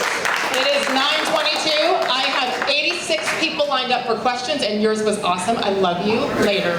I have a young woman in a pink dress, and look at how beautiful she is. Let's let her ask a question.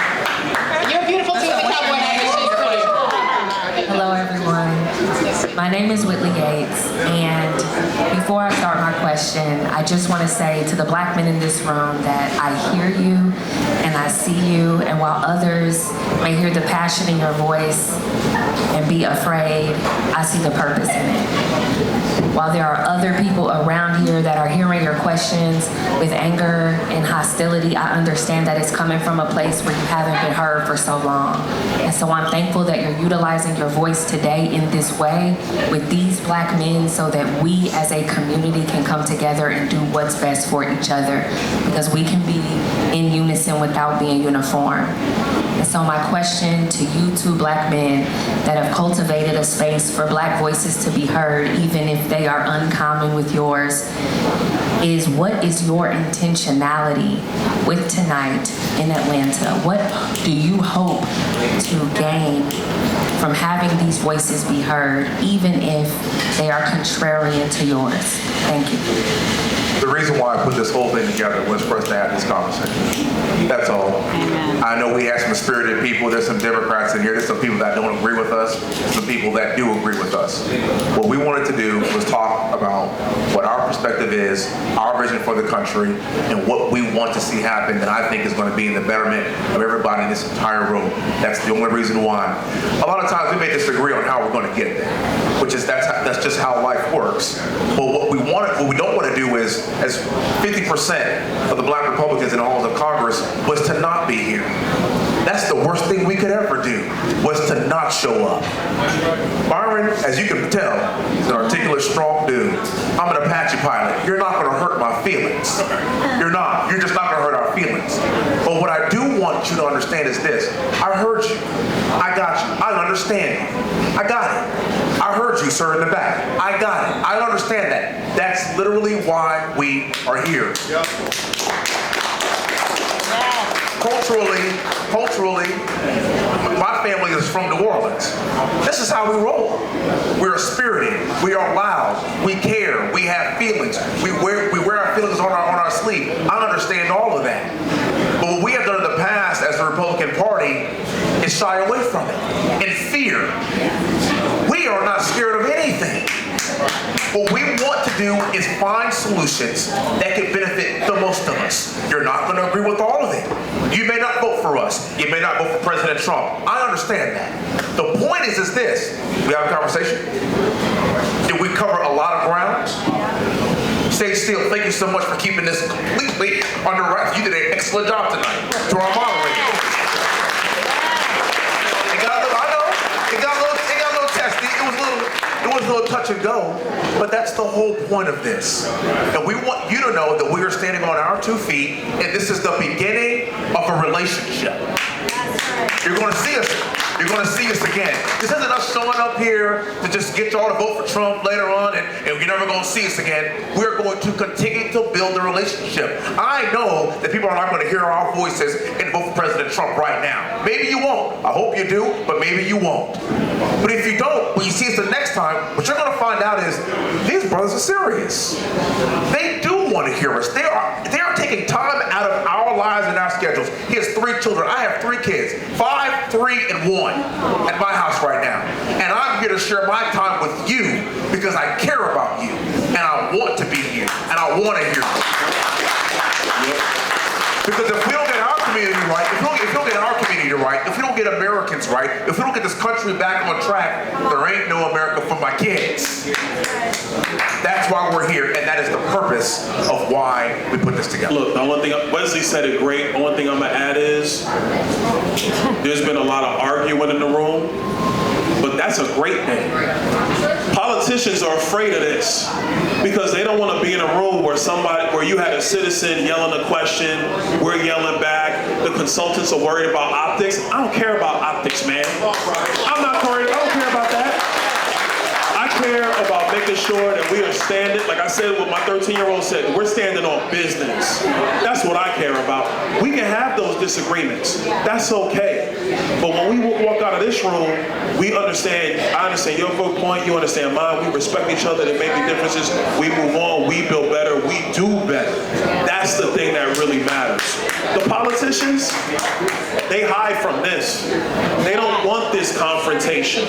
They want to see the room with whoever comes in the room that they know. They know the questions are vetted. They're ready with their talking points. They don't want to do back and forth with you. Wesley wants to do back and forth. I want to do back and forth. That's important for this country. It's important for our democracy. Okay, I want to, this is, yes? What are we going to say, boss? Well, listen, so we said what time? We went long, it's 9:30. We have just a couple more questions. Let me just, I just want to clarify. What time do you want this to end and I will end it? 10 o'clock. I say hit the brother with the cowboy hat. 10 o'clock. Okay, you want to talk to brother? Okay, so. Hit the brother with the cowboy hat. Hit him. Okay, he's been waiting for a really long time. He has 2, so we're going to go 3 questions more. Okay. Can we keep it tight? Okay. 3 questions more. Okay. Cowboy hat, my friend with the glasses, and then glasses there. Okay? We could go all night. I don't know the best way, but let's go with 3. Cowboy hat. So my name is Corey Lee, and I'm from the Cowtown Foundation. I represent over 10,000 black farmers throughout the South. Okay. And so here tonight, I heard y'all talk about aliens. I've heard you talk about matters that affect urban America. But the fact of the matter is that black farmers and ranchers have lost over 15 million acres since 1929. And we would like to know, is there anything or plan that you guys will support to make sure that black farmers and ranchers would be counted? Because during the pandemic, there's been the American Rescue Plan Act, we didn't get anything. There's been the Inflation Reduction Act, we still haven't got anything. And so in my second part to that question, would you be amenable to inviting us to the White House for oversight committee so we can actually make our plea to the American people? Because whether you guys thought about it or not, the road to 2024 in the White House is going to come through rural black America, and that's a promise. That's real. So I'm going to be quick and I'm going to hand it to Wesley. 2 things real quick. Number 1, the biggest thing that's going to, I think, deal with what's happening with, I'm going to start with black farmers, but I'm also going to include in that individual farmers. Because in the farming business, you have family farmers and you got corporate farmers. And so so in Florida, we have a lot of farming like you have here in Georgia. When I talk to my independent family farmers, they say this, a lot of the same things that the black farmers do. And it's at odds with corporate farming. I will tell you this, whatever the issue issues you have, because I'm not a farming expert. That's the one thing I'm not an expert in. I don't know about that as much. I got colleagues who do. I want to hear everything that's possible. The farm bill, I don't think is going through Congress this year. It's very likely to go through Congress next year. That's a 5-year bill that's going to set a lot of things dealing with insurance, crop prices, etc. I really want to hear what you have to say. So to the meeting, yes, I agree to that meeting, because people need to be at the table who are doing this work with the sweat of their brow. I definitely want to have that meeting with you. Perfect. Okay, we have one more question. Okay, so cowboy, glasses, and glasses. Okay. What's your name, not glasses guy in the gray? Detective Stone. Detective Stone. Go ahead. Thank you for your patience. I have 2 questions. One question, sir. Y'all ain't being greedy now. I'm going to take the mic. You get one. You shouldn't have told me, because now I'm going to cut you. One question. Why don't you 2 strong black men walk in that hall and talk to the other side? Ever since Obama, you haven't been doing your jobs. You've been walking with your nose up. Nobody's been talking. No Democrats, no Republicans are talking. The job is not getting done. And we're paying you guys, and you're not doing the job. Because Are you in the halls watching them with their nose up? Hey, sir. Come on. So the first time. It's not a secret. It's not a secret. And so in other words, how do both sides work together? Hey, sir, the first time I ran for Congress in 2020, I lost to a woman. Her name was Lizzie Fletcher in Houston, Texas. TX07. I ran 2020, lost. Redistricting happened. I ran in a different seat and I was able to win. That's why I'm sitting before you today. Lizzie Fletcher and I went to the same high school. Lizzie Fletcher is a couple of years older than me, but she beat me and I lost. And I will admit that. Flooding in Houston is a very big deal. It's a very big problem because of Hurricane Harvey. You know, last week, Lizzie Fletcher and I sat in my office with the Corps of Engineers and a 3-star general to hash out that issue. You know who Sheila Jackson Lee is? Sheila Jackson Lee, and I pray for her health and I pray for her speedy recovery. Sheila Jackson Lee, that's my parents' congresswoman. I've known Sheila Jackson Lee for 30 years. She's a Democrat. We share a border. You can probably imagine that we don't agree on a lot of things. You know, Sheila Jackson Lee approached me on the House floor. You know what she said? Wesley, Houston, Texas is the human trafficking capital of the world. I want to partner with something to do something about it. And you know what we did? We had a press conference in Houston a few months later that we are devising ways to fix the issue in Houston, Texas. Sheila Jackson Lee and Lizzie Fletcher, the woman that I lost against, is who I am communicating with on a pretty frequent basis to fix these problems. The first bill that I passed in the halls of Congress was recruit and retain. With who? A Democrat. Glenn Ivey from Maryland. You see, you don't hear about these things because they're not salacious. They're not sexy. We're not at odds with each other, always fighting. What you see on TV is not what you see behind closed doors. What you see, this man right here, he spends a lot of time around the Democrats trying to find ways for us to find some common ground. It happens way more than you think. So that's just me kind of explaining to you how the Houston delegation works, but more of this goes on than you could ever imagine. You're just not going to hear about it. Okay. Thank you. Thank you. This is the grand finale. This better be good. There's a lot of pressure on you, man. Your name and one quick question. Did she hold on to the mic? My name is Richard Wright, and I ran for, in 2021, I ran for mayor. Go ahead, brother, go ahead. I ran for mayor of Atlanta, so I'm kind of one of the guys who talking about the local politicians kind of not doing anything. Question, and then a piece of advice for you. Question is that there are how many Republican congressmen? It changes daily. It just changed the other day. It's 221, I think it's the number now. Right? Yeah, 220. Now, how many African Americans? Republicans? Yes. 4. On the Democrat side, how many Democrats are there? It's about 67 or so, something like that. Right. So when you look at those numbers, right, you can say, as African Americans, right, who should we party with? Who should we talk to? Because your voices are very slim. You said it was 3, so it's 1 out of every 100 Republicans in Congress are African American versus about 1 in 4 Democrats. And so I think that this this is very powerful. This is very. I'm glad we have it. I'm glad that it's a robust discussion. But I think that as a party, right, you're going to have to figure out those numbers. And then my piece of advice for you, Byron Donaldson, is that you can talk about black families, talk about black families, talk about the black father. But when you intertwine Jim Crow in that, you're going to drive people away. So it's kind of like Bill Cosby. You ever seen that Cosby show where he said, you know, you can present steak and asparagus, but if you put it on a trash can lid, nobody's going to listen to you. So that's my piece of advice for you. So I want to say, first of all, I want to say this. We're going to end on this. This is a good thing to end on. Actually, this is the last one we're going to talk about because this is what spurred a lot of conversation for us from our last conversation. And again, Byron and I are not going to run from this. Actually, we're going to talk about this and talk about what we said. And Byron, go ahead, and I'll piggyback off you, brother.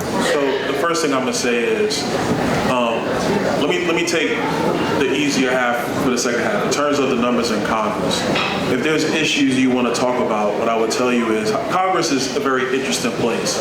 There might be 4 black Republicans, but those 4 black Republicans all have abilities to talk with the Republican leadership and talk with Democrat members on the other side of the aisle. We have that ability. So if there's an issue that needs to be raised, even if we don't represent you specifically, that doesn't mean we have a deaf ear to that issue. And so I think it's really incumbent for the black community in particular to engage all elected officials, because there are white colleagues that we have that want to know about issues and want to try to find solutions to fix them. But if they, and I don't know what they do in their offices, I'm not going to speak for their offices, but if they don't have an opportunity to hear that issue or engage with somebody on their issue, how do they really know? And I'm gonna go down this line. In Congress today, you're seeing a sea change in the ages of members of Congress. The older members of Congress, God bless them, but they are much more locked into how they grew up, because that's their worldview, versus the younger members of Congress. The younger members of Congress, whether they're white or black, they have a much more culturally diverse background, because that's the America they grew up in. So I would say when it comes to issue sets, even though there's only 4 black Republicans, it's important to engage all the members, whether they're white, Hispanic, or black, because I think you would be, especially with the younger members, you would be surprised how receptive they are to talking about these issues and trying to find common ground to address them. Now to the other thing. Look, I know I said the words Jim Crow, and if you listen to the media, they would say that I wanted it to come back like you would say Beetlejuice if you said Beetlejuice 3 times. And I'm not saying it to be funny, I'm saying it because that's literally what happened. In that meeting in Philadelphia, what happened was we were talking about black families. If you look at the empirical data, before Lyndon Johnson's Great Society, black marriage rates were significantly higher. Did I reference Jim Crow? Yeah, because that was the era of time. Do I want it to come back? No, I don't. And I think the most, and brother, I want to say this. Hold on, because it's important. Because again, if you want a talking point, that's one thing. If you want a detailed answer, that's another. In our politics, the most disgusting thing that happens, and it happens all across the board, is that people will say something and your words get shifted to saying things that is not what you were talking about. That is not what I was talking about. I can't control what editors at the news media do. Because I will tell you, the article that was written by the Philadelphia Inquirer and by Politico, who were in that room, if you read the articles actually put in context exactly what I said. But what the editorial board saw, the editors said, no, we're going to change that headline. Nobody wants Jim Crow to return. I don't want Jim Crow to return. Say it again. Say it again. You want me to repeat myself? Repeat that again. Nobody wants Jim Crow to return. I don't want Jim Crow to return. But we were talking about black families, and I was referencing an era. And that I was talking about black families, 100%.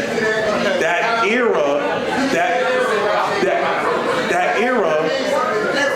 But hold on, Wesley. My brother, hold on. Calm down, though. My man, chill. If you keep telling me it's the question? So we're asking you. Right. This is important. It's okay. It's okay. It's okay. Whoa. Both of y'all are talking. I'm trying to hear both of y'all. I'm trying to hear both of you. I want to hear do you understand the critique on that statement?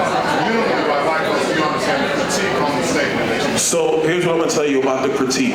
The reason why my stance, whether it was Joy Reid, Abby Phillips, or Al Sharpton, the reason why the critique made no sense to me is because I understand what happens in politics. Hold on now.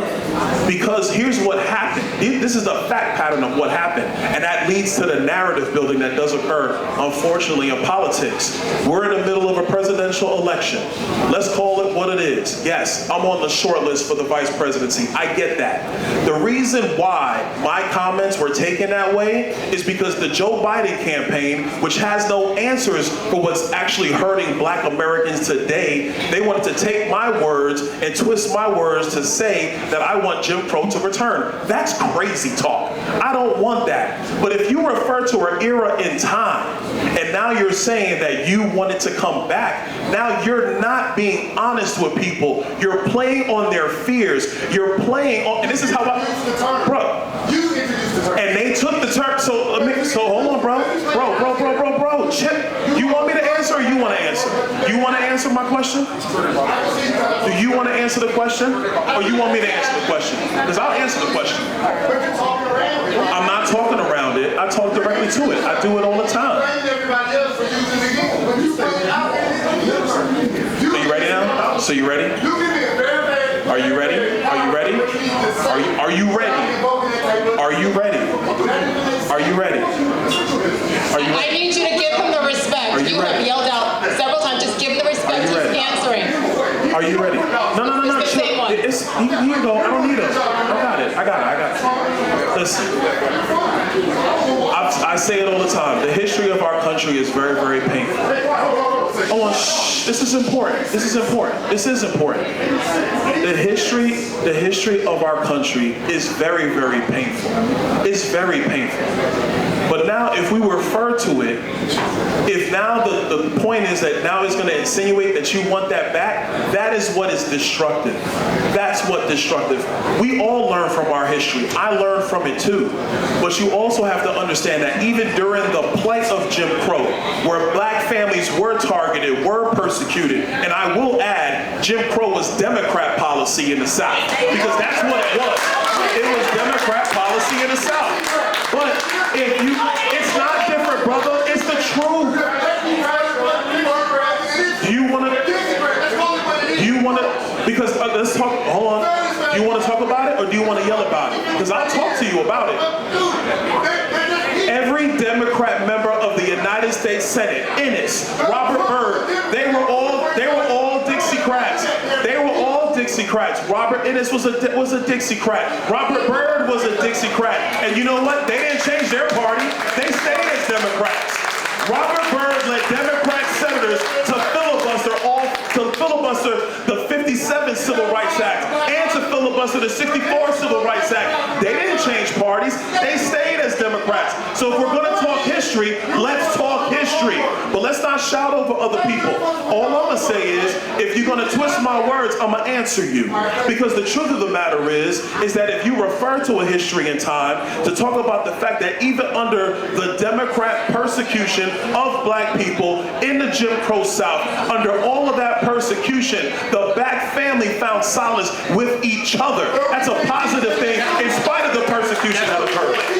Now, if we're going to talk about marriage rates in the black family going down, you have to acknowledge that Lyndon Johnson's Great Society, that all of the welfare programs that came with Lyndon Johnson's Great Society, another Democrat, by the way, they would look to make sure the black man was not in the home so people can get a check. That's been destructive of the black family. And the third thing I'll say is today in America, the black family is reforming.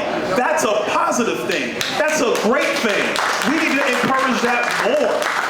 And And my brother, and I'm gonna tell you, in love, one black man to another.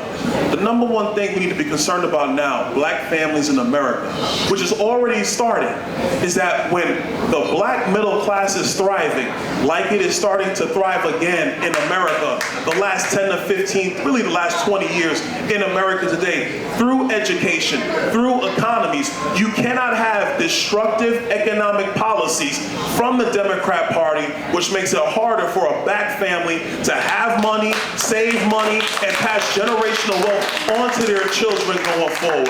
I'm looking forward. I know the history of our country. And if you were going to ask me today, what's the policy that's most important for a black family or any family in America, it's making sure that their purchasing power is not destroyed so they can build generational wealth and pass something on to their children that they love. That's my answer. And sir, and then we're going to end on this. Byron I totally agree with everything he just said. I understand the divisive nature of the words Jim Crow.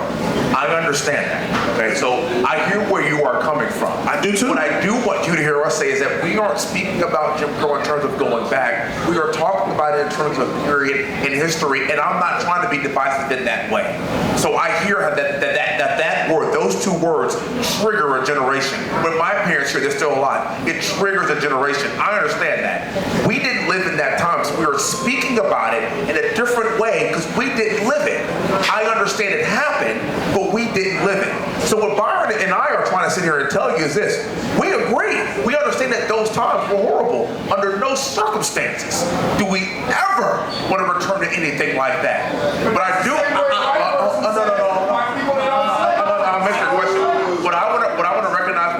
With what you said is something I will actually think about and use some deference with. And like I said, I don't like canceling words. I don't like that. I like telling it like it is. But I do understand how those two words to a lot of people in this country is a really bad visceral trigger.